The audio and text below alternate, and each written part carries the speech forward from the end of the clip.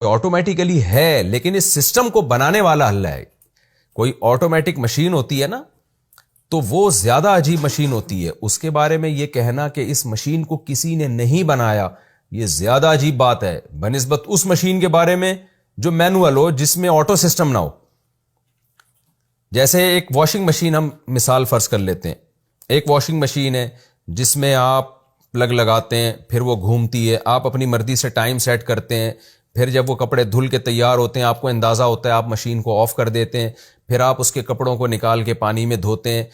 ایک پورا پروسیس ہے. اس مشین کے بارے میں بھی کوئی نہیں کہتا یہ خود سے بنی ہے.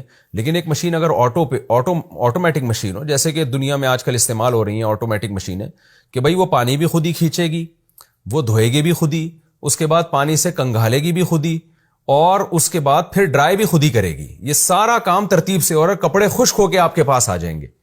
ایسی مشین کے بارے میں کوئی شخص یہ کہے کہ یہ خود بنی ہے، یہ خدا کی قسم یہ بہت عجیب بات ہے. تو اب یہ جو ماں کے پیٹ میں ایک عمل ہو رہا ہے کہ نطفے سے خون، خون سے گوشت، گوشت میں ہڈیاں، ہڈیوں میں ایک پوری اسکن تیار ہوتی ہے، اور ہارٹ بیٹ، اور یہ سب کچھ پروسیس ہونے کے بعد جب بچہ بن کے تیار ہو جاتا ہے تو اس کے بعد باہر آتا ہے. تو یہ خود بخود نہیں ہے، یہ کسی کا بنایا ہوا نظام ہے. اسی لیے اللہ ان تمام اعمال کی نسبت اپنی طرف کرتے ہیں کہ میں ہوں جو بچے کو ماں کے پیٹ میں بناتا ہوں.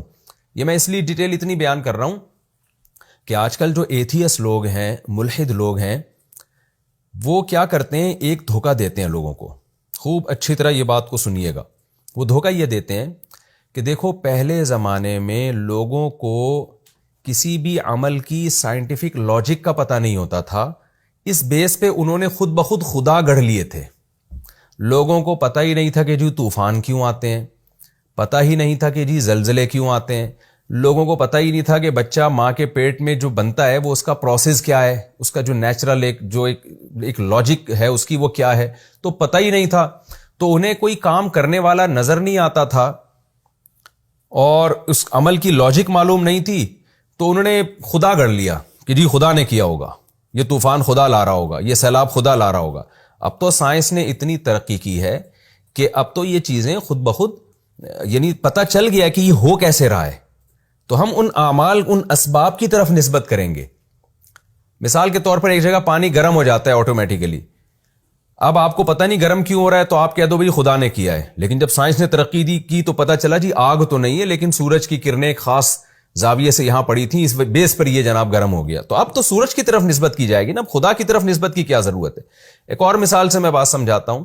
اس کی مثال ایسے جیسے انڈے سے چوزا کیسے نکلتا ہے. پہلے بہت دنیا پریشان ہوتی تھی کہ چوزے کا جو خول ہے نا، انڈے کا خول، وہ تو بڑا سخت ہوتا ہے، تو چوزا اس کو توڑ کے نکلتا کیسے ہے.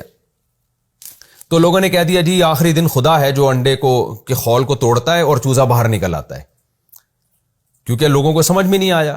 لیکن اب کہتے ہیں بھئی سائنس نے اتنی ترقی کر لی ہے، اب تو یہ بات دریافت ہو گئی ہے کہ انڈے کے مضبوط خول سے چوزا نکلتا کیسے. اس کی دلیل یہ ہے کہ بھئی چوزے کی نوک پہ ایک چھوٹا سا سینگ پیدا ہو جاتا ہے، وہ چوزا جو ہے اس سینگ کے ذریعے اس انڈے کے مضبوط خول کو توڑتا ہے، اور پھر اس کے بعد 2 دن کے بعد وہ سینگ غائب ہو جاتا ہے. اب آپ یعنی یہ ملحد لوگ اس طرح کے دلائل دے کے یہ قائل کرتے ہیں کہ خدا تھوڑی خول کو توڑ رہا ہے، یہ تو چوزا خود توڑ رہا ہے.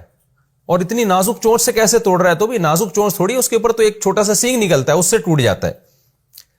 لیکن یہ بات خوب سمجھنے کی ہے، سوال یہ نہیں ہے کہ خول کو چوزا اللہ براہ راست توڑتا ہے، یہ چوزے کی چونچ میں سینگ پیدا ہوتا ہے. سوال جو ہے نا یہ اور مضبوط ہو گیا ہے کہ یہ اتنا خوبصورت نظام کہ وہ سینگ چوزے کی چونچ میں پہلے کیوں نہیں پیدا ہوا، اور اگر پیدا ہوا تھا تو انڈا ٹوٹنے کے بعد وہ ختم کیوں ہو گیا، این اسی ٹائم پہ کیوں پیدا ہو رہا ہے. بچہ پیدا ہو رہا ہے، ماں کی چھاتیوں میں دودھ آ رہا ہے، یقیناً کوئی سائنٹیفک لاجک ہے اس کی. لیکن سوال یہ پیدا ہوتا ہے یہ ساری چیزیں آپس میں اتنی خوبصورت طریقے سے مربوط کیوں ہیں. بچہ پیدا ہوتے ہی کیوں اس کی ماں کی چھاتیوں میں دودھ آ رہا ہے، پہلے کیوں نہیں آ گیا، بعد میں کیوں نہیں آ رہا. تو یہ جو نظام ہے نا یہ بالکل ایسا ہی ہے کہ جی واشنگ مشین، وہ تو اصل میں جب پلگ لگتا ہے تو کرنٹ آتا ہے تو پھر یہ مشین گھومتی ہے، اور جب مشین گھومتی ہے تو کپڑے آٹومیٹیکلی دھلتے ہیں. جب دھلتے ہیں تو پھر اس کے بعد یہ پروسیس ہوتا ہے کہ وہ صابن نکالنے کے لیے پانی آتا ہے، پھر جب پانی خشک ہو جاتا ہے تو ڈرائر چلتا ہے. تو یہ خود بخود تھوڑی، یہ کوئی کر تھوڑی رہا ہے، یہ تو خود بخود ہو رہا ہے.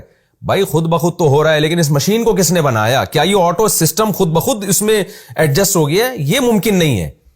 تو یقیناً ان تمام چیزوں کی نسبت ہم کریٹر کی طرف کریں گے کہ اس کا یہ بنایا ہوا نظام ہے. تو قرآن یہاں بھی یہ کہہ رہا ہے کہ انڈے سے جو چوزا ہے نا خدا نکالتا ہے. تو نکالتا کا مطلب یہ نہیں کہ خدا زمین پہ اتر کے اس انڈے کو توڑتا ہے یا وہاں سے ٹوٹنے کا آرڈر دیتا ہے. مطلب یہی ہے کہ ان تمام کاموں کی نسبت اللہ کی طرف ہو رہی ہے، کیونکہ ان تمام پورے سسٹم کو بنانے والی ذات اللہ کی ہے. ایک سسٹمیٹک نظام ہے، یہ خود بخود نہیں ہو رہا سب کچھ. اب اس کی مرضی ہے کہ وہ سسٹم کے تحت کام کرے یا بغیر نظام کے کرے.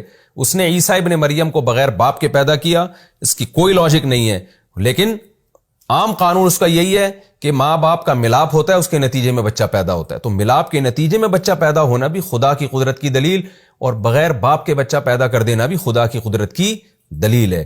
تو عقل پرست لوگ جو خدا کو نہیں مانتے وہ ان تمام چیزوں کو کی نسبت اس لاجک کی طرف کر دیں گے، اور جن کی بصیرت کی آنکھیں کھلی ہوئی ہیں وہ ان تمام چیزوں کی نسبت اس کائنات کو بنانے والے کی طرف کرتے ہیں.